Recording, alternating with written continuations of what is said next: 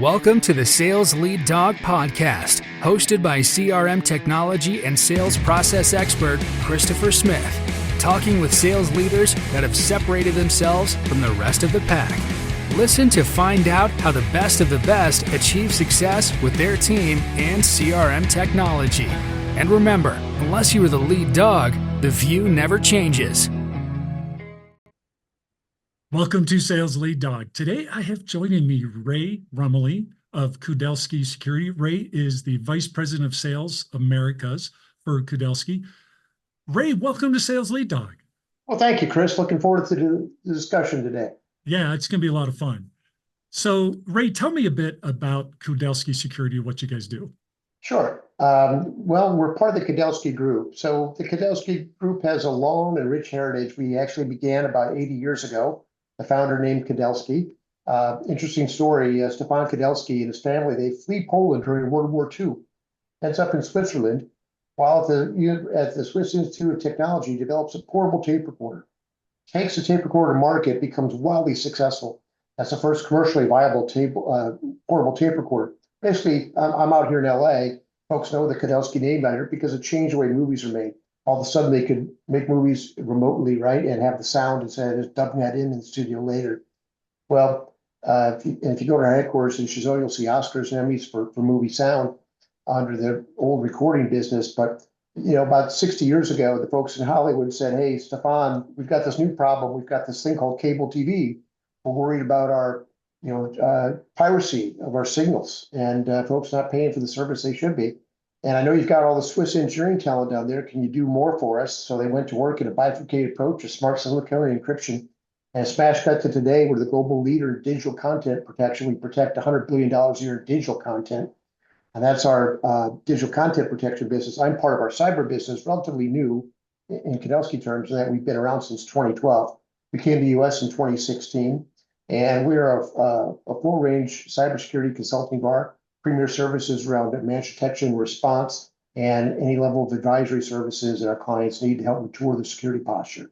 We also have a physical security business called Ski Data.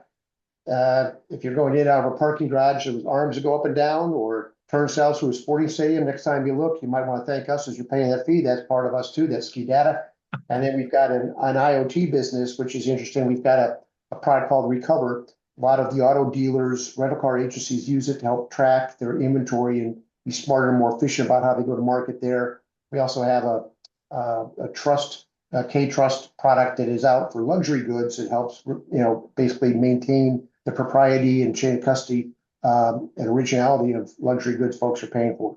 So a very diverse set of businesses, but the common thread is innovation. Proof point there, we spend about 20% of our revenues on R&D. And we've got over 4,000 patents. So a rich history of innovation. We bring that to the client, more importantly, to mature clients in the cyberspace and give them great outcomes. That's amazing. What an amazing story. Mm-hmm. That's just wild. Yeah. I could spend the whole episode just asking you questions about Kudelski. But Yeah, that's not why we're here. We're here to talk about you, Ray. You bet. If you look back over your career, and you've had a really good career in sales and leadership, what are the three things that have really driven and led to your success? Well, I think, discipline, and I learned discipline at IBM. It's a great place, at least it was back in the early 80s, to go and learn discipline and basically, we were all in the office then. So you're with the senior sales reps. And, I remember I was selling copiers and I wanted to learn about copiers. So I followed the repair guy around to learn the ins and outs of copiers. So discipline and work in terms of knowing what you're having a master level about what you're selling, what the outcome is to the client based on what you're selling. And I think from IBM, the other legacy there is, respect for the individual and treating folks as individuals. That's really important, especially as a sales manager. You need to understand an individual to know what motivates them. And I'll tell you, that became clear to me. It was my first QBR in management. There's a gentleman, he's retired now, Dave Boucher. Dave, if you're listening, hello. But I was talking about my set of employees, one of the sellers, and he said, "So how many kids does Bill have again? And how long are they married? And what's his wife's name?" And I didn't know any of these things. I was a young manager. He said, Rummel, his wife's name is Barbara. He's got 3 kids. You need to know this stuff if you want to be successful. Understand what motivates Bill. You need to know Bill as a person. And that was like, wow. Ever since then, that really, I think there's a level of hubris when you're first an early manager and maybe didn't have the humility or the lumps to go through and know how to approach that. And some of it's just youthful ignorance, I guess, too. But that was a real eye opener for me in terms of the people. Again, so respect for the individual, the discipline, and I think passion. I mean, end of the day, I always tell my employees, work is something you do 8 hours a day to finance the other 16. Simple math says the other 16 are twice as important, but maximize 8 hours a day you have. The biggest asset you have is your time, and you better love what you do. And when I'm interviewing a new employee to come here, I don't want a yes, I want a hell yes out of them, right? I want them to be as enthused as I am, that they can succeed, and we've got the right tools to make their clients successful, and that they can have a good and long-term career here. That's awesome. I love those answers. Those are some very original answers that no one's ever said on this show before. That's great. I appreciate that, Ray. Sure. How'd you get your start in sales? Did you want to be in sales when you're beginning your career? I got my start in sales as an 8-year-old playing Corey League baseball, and we had to go door to door to sell our candy, right? And I was I always had sales jobs as a kid doing various things. When I was in college, I worked at a bar, and I figured as managing the bar, and I thought, we could get a better discount from the distributors if we had more volume of kegs. Well, what can we do? Well, instead of just pouring beer at the bar, let's get a retail keg sales business. So I started selling kegs to fraternities and sororities out of the University of Illinois campus. So I guess I was entrepreneurial in that sense and always had a bent for sales. My dad was son of a salesman, right? So Right. 3rd generation salesman. So I think it's somewhat inherent perhaps in my genes. And also, I remember my dad taking me to lunch. I was 6 years old when he took me to work with him one day, and he invested going to lunch. So this is pretty easy. I've seen guys digging ditches and taking people to lunch and talking to them on the phone. That's not a bad way to make a living. And he enjoyed it, and I think he enjoyed the relationship aspect of selling. That appreciation, I think, rubbed off on me in terms of what that can do for a person and just making them fulfilled in terms of what they're doing. That's awesome. When you look back over your career, I think many people, when you get to this point in your career, you look back, you realize you didn't do it alone. You had a lot of help along the way. What role did mentorship play in your advancement to where you are now? Oh, huge. Sometimes a mentor, I'm a big fan of Keith Ferrazzi, right? Who's Got Your Back? That's a great read. You talk about mentors and folks within your company having, looking out for you. I'll recall, again, I'll jump back to just knowing where all the levers are you can pull. A mentor can help you with that, right? I was IBM, and one of the gentlemen who was one of my mentors said, "Hey, Ray, IBM's got this client exec certification program through Harvard. You should get in on it." Well, it wasn't widely broadcast. I didn't know it was out there as a resource, but my mentor brought that to me as a developmental opportunity.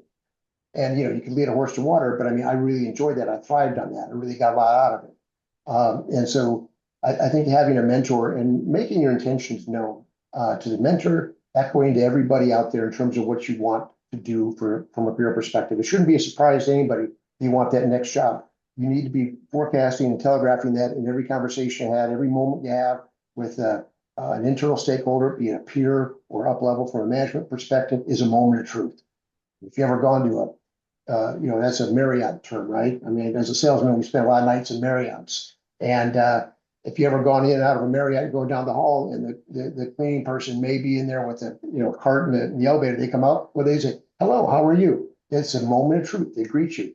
And that's what you got to think about in terms of your career. You've got to think about your brand, how you're calibrating that internally. You've got partners, you've got internal stakeholders, you've got clients. What's that brand look like? Your mentor can help you key in on that and what your brand is, how you evangelize said brand.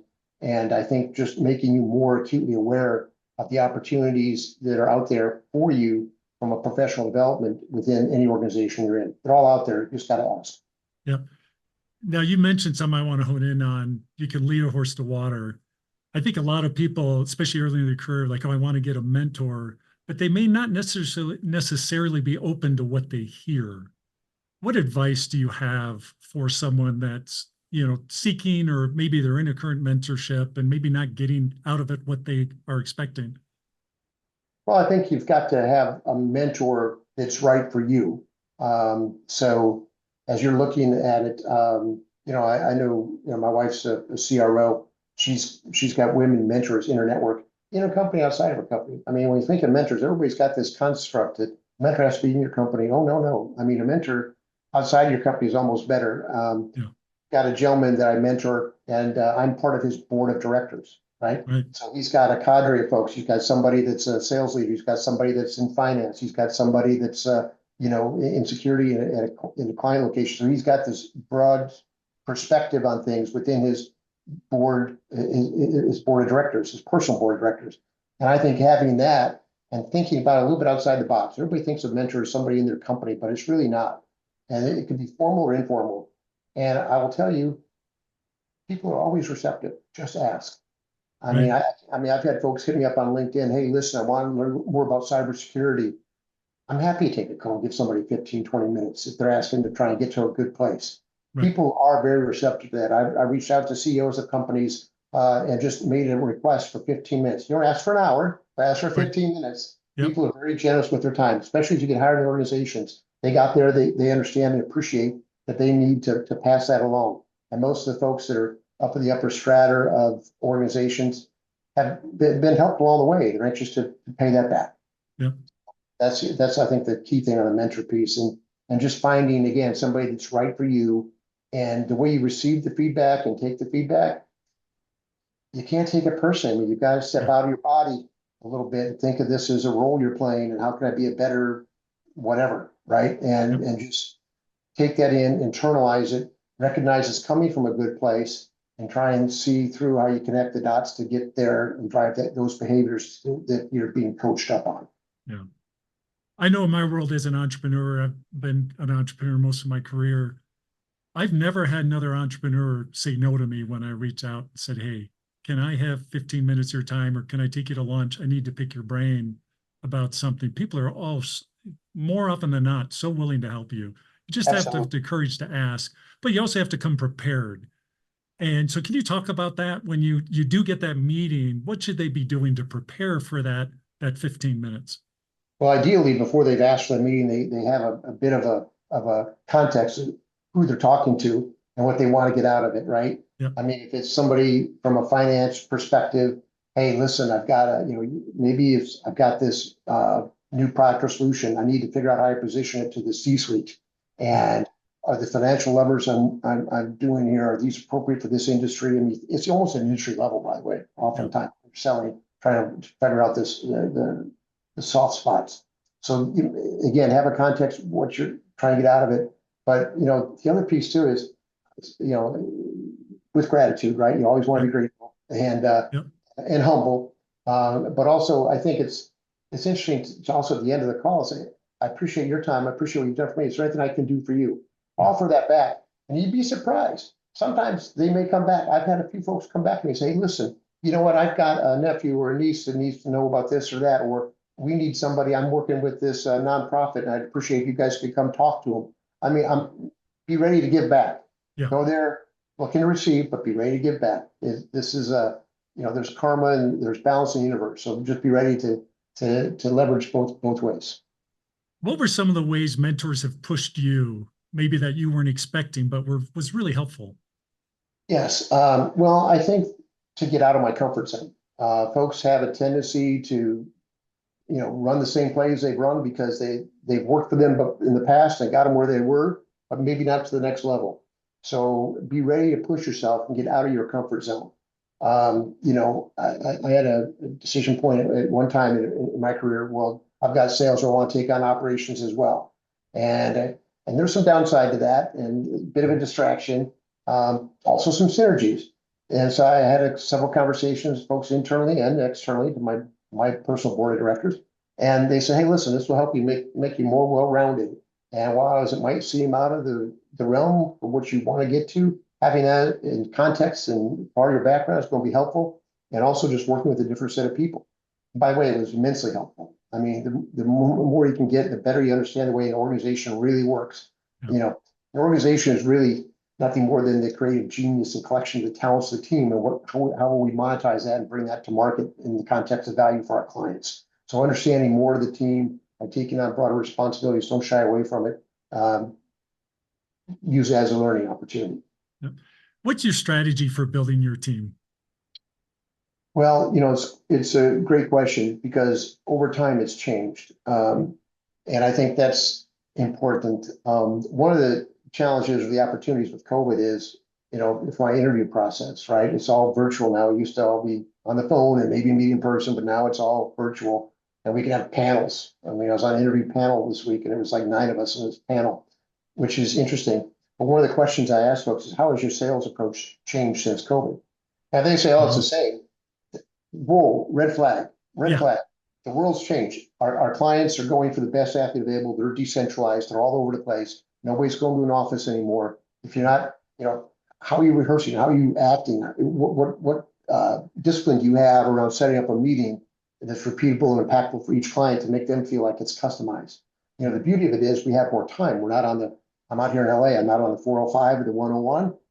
Let's use that time and be very precise and prescriptive in what we're doing. Let's have the client logos on the back of our Zoom screen. Let's make sure that we have an internal meeting and determine what success looks like afterwards. Let's make sure that everybody on the call has a role. If they're on the call and they don't have a role, this is not spectator sport, right? Everybody should be on there bringing value. So tying those things together within the context of the interview process, knowing folks understand that. And then just from a sales discipline, I like to understand if they know Sandler, what methodology they're using. We use MEDPIC. Now that's more of a, I think for us, MEDPIC is more of a deal framework versus a sales approach. Most folks have the Sandler, the various challenger sales trainings, et cetera. But that's always good. Again, coming from IBM, I appreciate folks that have context of formalized sales training, so they've got that skill. Also look for tenure, right? It's good. I mean, I can appreciate that folks might move every couple of years for new opportunities, but they should have some good reasons why. Right. So I want to make sure that I'm looking at tenure and making sure those transitions made sense, or they're at least on surface seem to make sense. And he wants sustained performance. Somebody that's delivered a number and forecast a number. Ask them about some of their. We always try and understand. Give me an example of a success. Give me an example of a failure. What you learned. I mean, our HR team's done a great job of codifying the experience from an employee or potential employee coming on board. Where we almost our team will give us a script. Hey, your interview 1, here's what you're digging in on. Interview 2, you're digging in here. And we coalesce around interview 3 and what the other points might be we want to dig in on, so that we're getting to the right caliber of person. And then really, once they're on board, it's our job to make them successful. Right. If somebody fails, it's because they didn't choose the right person, choose the right market, didn't give them the right tools to be successful. So I take that as a personal failure where we have to transition anyone out. So it's really honing in on the selection process, making sure that folks have the relevant experience and context that they can bring to the client. I mean, we're very much a matrix sales organization. Folks that have had the experience of selling, co-selling with other folks, very important. The other piece is I want somebody that's really maniacally focused on client outcomes. How can you tell me in the past how you've made your clients successful. It's got to be from that way in versus us out, right? So right.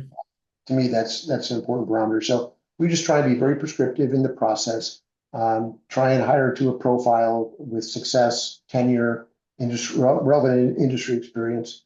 And we find that that's a recipe for, thus far has been at least very successful for us. That's awesome. Now, you said you ask about, give me an example of success, give me an example of failure. What are you looking for when they're talking about those? Because a lot of people, I think, will have a tendency to get a little fluffy in their answers there. Well, there has to be, I like intellectually curious people. There has to be a lesson learned in both instances. Yeah.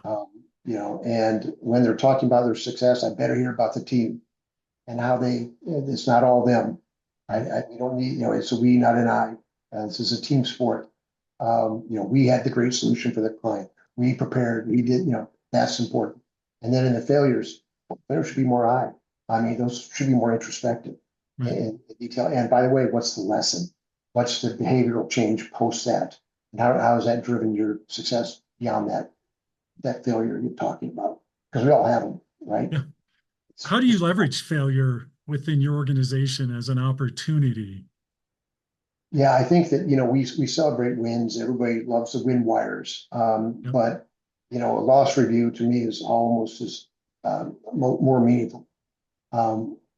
Where we have these as a matter of course. Luckily, the good news is we get pretty far in the sales cycle. We have a pretty good win rate. And that goes to targeting your ICP and having the right value prop and et cetera. But there are occasions where we don't win and where we need to understand why. And when we can find, hey, there was 4 instances where the price wasn't right. There was 3 instances where we came in too late. There were 2 instances where this or that wasn't covered and needed to be. If we can identify trends, we can course correct the trends. So loss reviews we have is a matter of process. And that, again, the team sport, we go through those, we'll take a couple and we'll highlight those on a sales call. And folks, everybody gets their turn. Yep. So it's not, nobody's getting picked on, and everybody understands why we're doing it, and it's for the common good. And so coming from that point of view, I think folks are very willing to share and looking to learn. So for us, loss reviews have been something we socialize almost in balance with the wins. That's awesome. That's awesome. Do you ever socialize or leverage stories from your past around failures you've had in terms of developing your team? Oh yeah, well, I mean, stories. I mean, they say stories are 2 to 50 times more effective than just charts and graphs and whatnot. Right? Having a story, and when you've been around as long as I have a lot of stories. So much I know my kids roll their eyes when I start down the story. But luckily, my employees are a little bit more courteous. But yeah, I think you can learn from stories. Stories are a great way for folks to synthesize a message and hear. And you always. And the good news too is, again, having a vast set of experience, you have almost a story for every instance, right? I mean, there's a story about here's how we turned this client around. Here's what we did to take somebody that was a detractor and turn them into a champion, right? I mean, and we try and frame those stories within the context of our MedPick, our sales methodology, so that we're reinforcing that language too, because the common language is important when you're trying to drive behaviors as well. Yeah.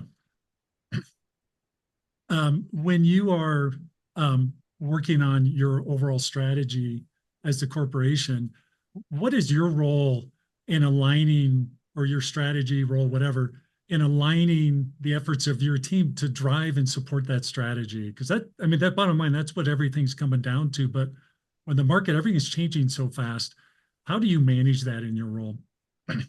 Yeah, well, from it's interesting. We just had a leadership meeting last few weeks, and one of the elements was looking at everybody, game plans for the second half, right? It's a halftime. How we game plan, and so our game plan for the second half was taking a look at our ICP and refining all of our metrics and messaging to focus on the ICP. We've had a couple of offerings we've introduced that are more broad-based and appeal. So it's a different market for us. So how are we going to go to market? How do we capitalize the opportunity of that market and scale our sales? So we're looking at there's a few things we're doing there that are kind of interesting, but it was basically as a whole group getting together and everybody sharing their ideas and then gaining agreement. I mean, and that this is the path forward. And the good news is, by bringing all the leaders in, they all had a seat at the table, figuratively and technically, to have an input on the course structure we're making for second half. So that was important.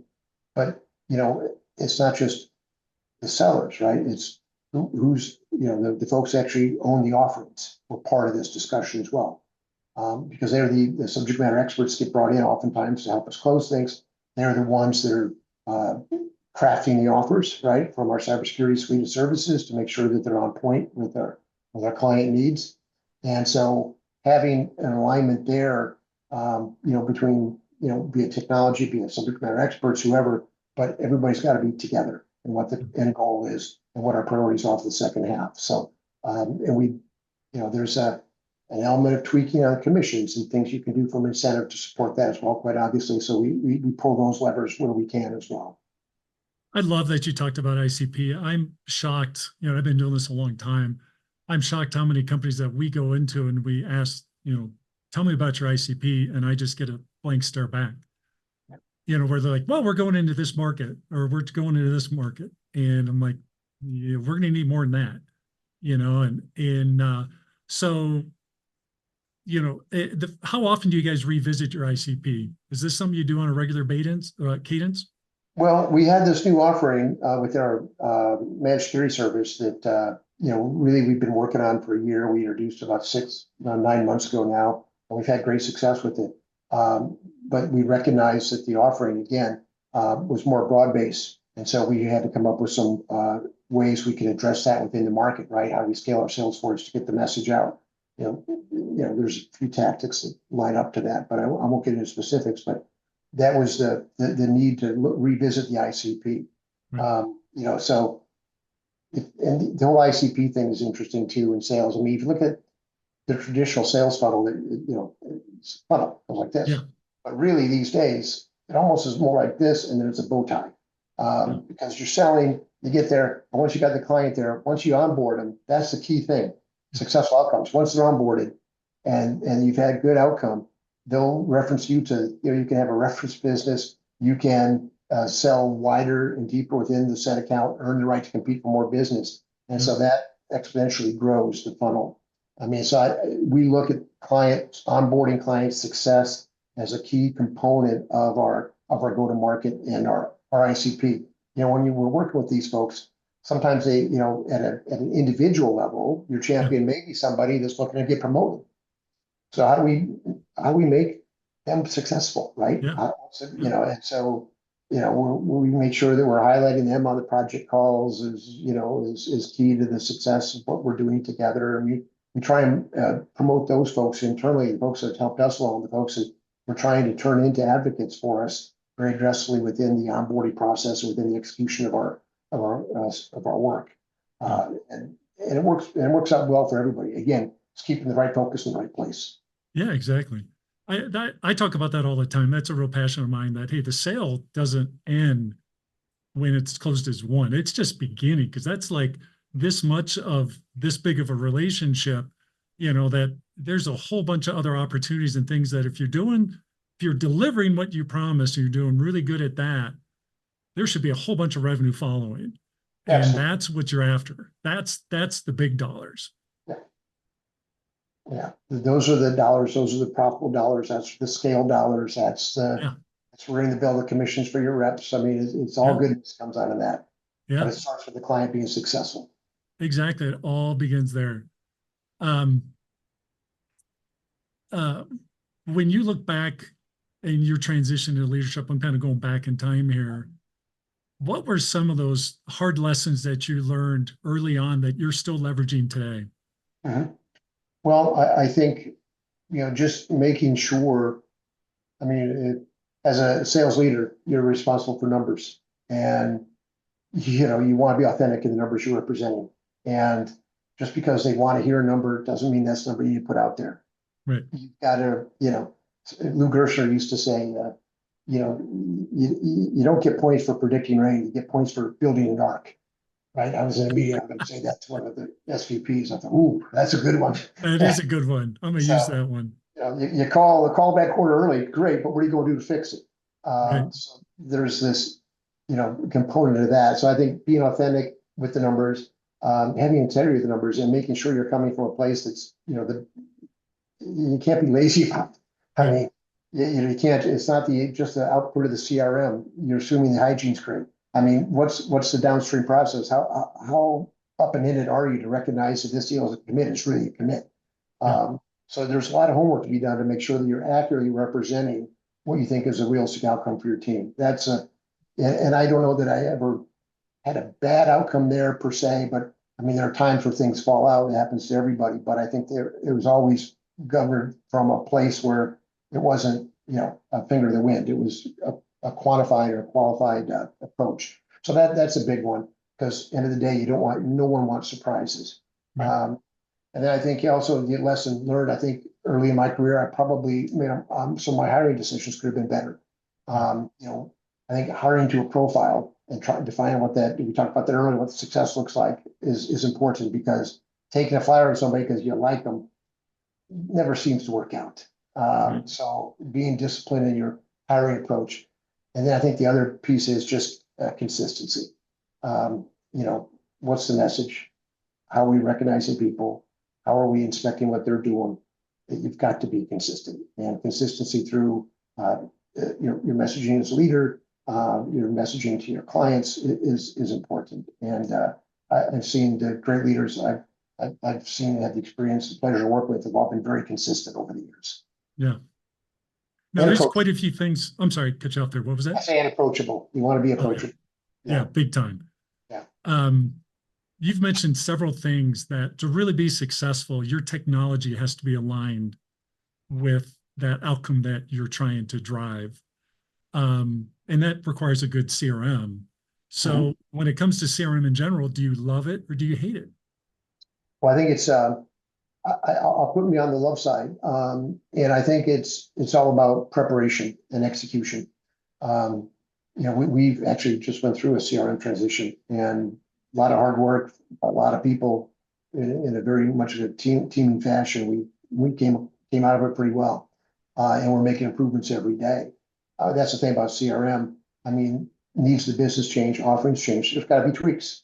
There's got to be a flexible system, and you, as a sales leader, need to own it. And you need to own the hygiene. Make sure, again, you gotta inspect what you expect, and having a good ops person that understands the CRM on the sales side is imperative. We're fortunate here. We've got some great people, and then the tools. I mean, there are a lot of great tools out there from a CRM perspective, but the intelligence you can glean from a well-calibrated tool, is great from a hindsight, from a rear view mirror, from a windshield perspective, right? You can grab context of where you've been successful, looking at trends of offerings, how they're resonating, what the win rate is. You can look at what you've got coming down the pipe and where you might be soft in certain areas, and making sure your resource alignment. I mean, that's the big thing about CRM, is just maintain the discipline, because we've got you've got a bunch of backlog for a given service. We have the delivery people on the bench to deliver, and there's a bandwidth there. Yeah. And what's that look like, right? And how do we turn that into from bookings to rev rec? That's the other element, right? So you need to make sure you can execute against these things you've got in pipeline. Again, all conditional on CRM, but with hygiene, right? You have to have hygiene. Yep. How, looking back over your career, excuse me, I've seen a lot of companies struggle with CRM being aligned with their ICP and supporting their ICP. What's your strategy or recommendations that you have for listeners around what they should be doing to make sure their CRM is connected and supporting the sales team when it comes to the ICP? You bet. Well, I think, again, just having behind every great sales leader is a great sales ops person, right? I mean, right. So having the advocacy and the foresight within your operations team to understand and solicit those sources. And some of that's, the CRM may have, some you're buying or you're coordinating for tooling from the outside. There's a lot of adjunct tooling that really facilitates that. But at the end of the day, it's just planning, work, foresight, and having the right people in the right roles. What's the biggest struggle you've had with CRM over the years, and how have you addressed that? Well, I think oftentimes if there are enhancements or rollouts that aren't well communicated, or misaligned expectations in terms of, hey, there's new approval process flow. Well, that's great. Why are we doing it? Let's make sure everybody understands why. Right. And then let's make sure we're all doing the how, we understand how. A lot of these can be mitigated, right, through, again, proactive communication, anticipation, and making sure that there's a context to the ask. Hey, sales team, we're asking you to do this so that we have line of sight to build the right bench for the advisory team so they can deliver. We're asking you to do this so we can make sure that we've got the right credit lines lined up with this party, that party, to facilitate a technology resale, right? Whoever it might be, you've got to be planning every step of the way to be proactive. Because at the end of the day, you want to make sure what you're getting to your client is the best possible outcome. That's And right. so again, all goes to the foreplanning ahead of time. Yeah.